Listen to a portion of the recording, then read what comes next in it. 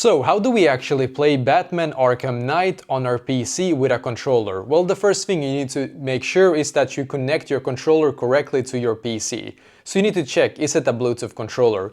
If it is, you can always turn it around and see if there's a flicker right here. If there is, there's going to be something called BT or a Bluetooth logo that you have to switch to. So like flip the switcher to it. I think I have one here that I can demonstrate.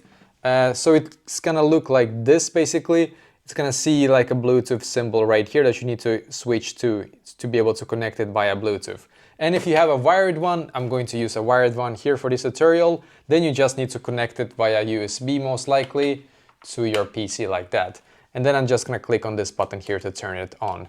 And if you have a Bluetooth one, what you need to do is to go into settings here on your PC, and then go into Bluetooth and devices, and then click on add device and then Bluetooth here, and then find your controller if it's turned on correctly, of course. Find it and connect it to your PC.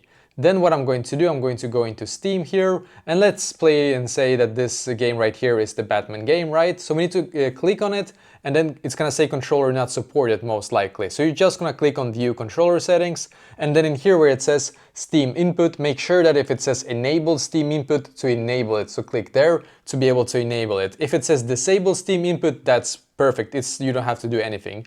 That means that your controller should now work on Steam here for that specific game. What you can also do, by the way, is to click on the Steam logo in the top left corner and click on settings here.